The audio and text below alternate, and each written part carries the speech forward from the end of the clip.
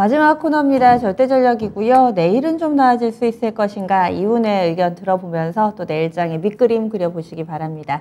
토마토 투자클럽의 최병훈 전문가입니다. 안녕하세요. 네, 안녕하십니까. 최병훈 전문가입니다. 네, 오늘은 좀 밀렸지만 그래도 그동안 한 주 꽤 괜찮은 움직임을 나타냈었는데 어떻게 보셨는지 오늘 장 한마디부터 들어볼까요? 두려움은 현금을 낳는다. 두려움은 현금을 받는다.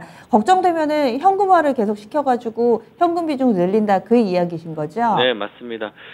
주가가 2270대에서 코스피 기준으로 보면 2540대까지 왔으니까 10% 초반 이렇게 올라왔습니다.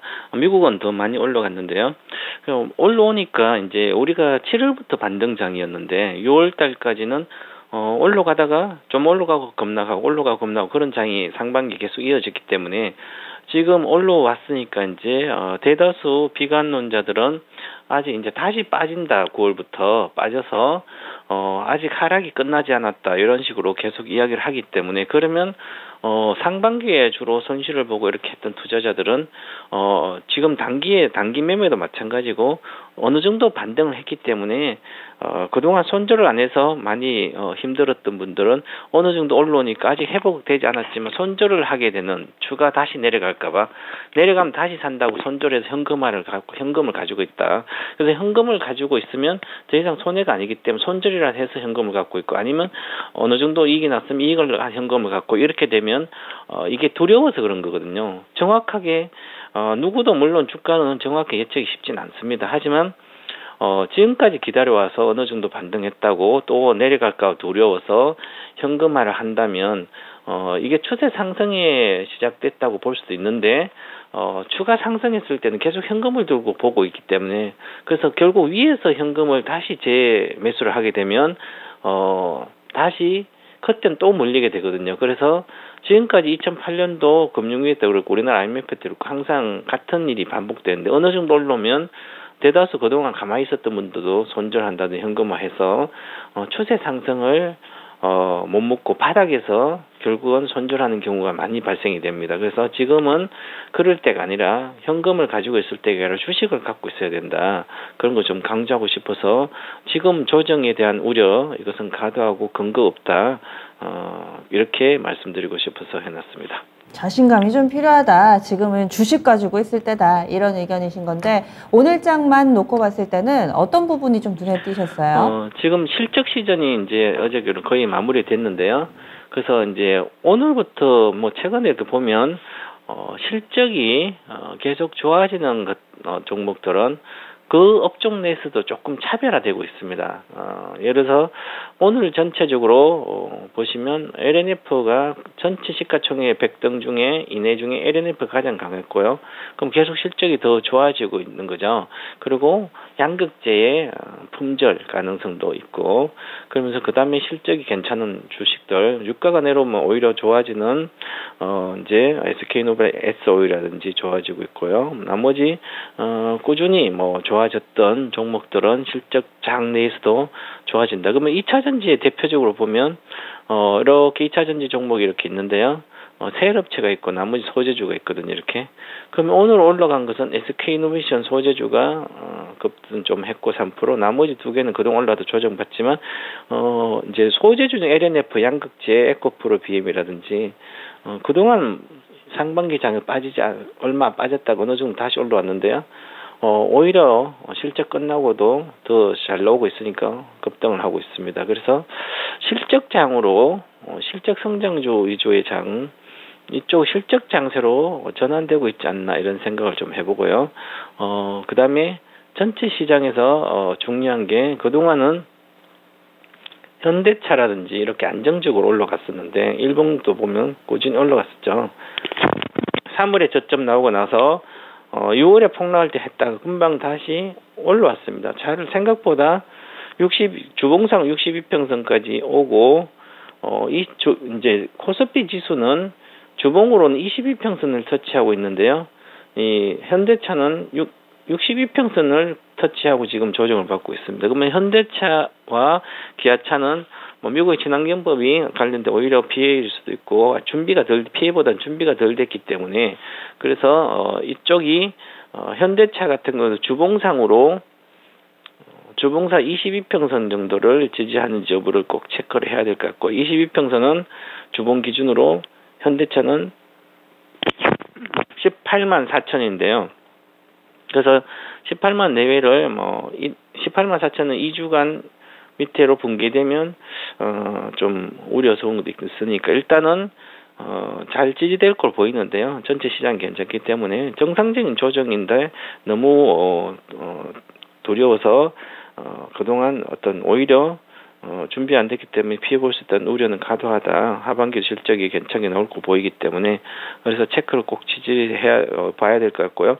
최근 들어 7월 달에 반등장에서 가장 중요한 대형주는 시가총 2등인 LG 에너지 솔루션이었거든요. 이 LG 에너지 솔루션이 수급이 외국인들이 수급이 좋아서 계속 올라왔습니다. 그래서 보시면 우측 하단에 외국인 수급이 급증하게 7월 중순 이후부터 급등했는데요. 실제로 보면 외국인들 수급을 이렇게 보면 지분이 이제 4% 돌파했습니다. 오늘 또 샀거든요. 오늘 또 샀는데 금액을 보면 오늘 또 307억 샀고요.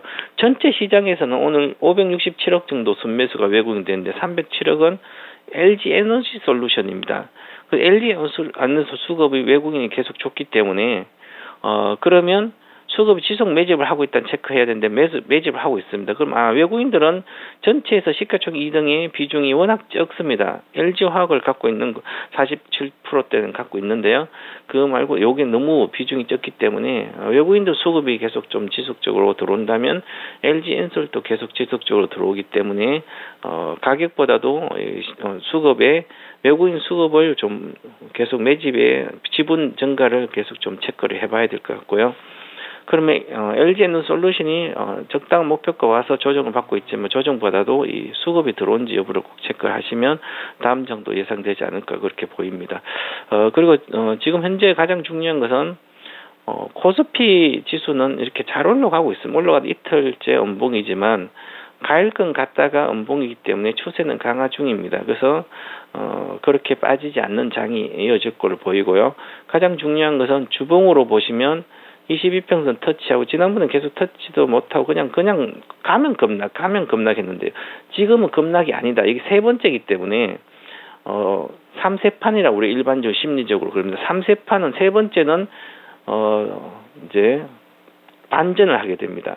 이번에 22평 이전에 이건 반전해서 오히려 22평선을 돌파해서 안착할 걸로 보입니다. 그래서 22평선의 주봉 기준으로 22평선 안착은 2537포인트인데요. 우리 코스피 지수 2537포인트 안착을 염두에 두고 위로 갈 걸 염두에 두고 투자 전략을 짜야 할 것 같고요. 지금 제가 보는 박스권 목표 상단은 현재 기준으로 2670입니다.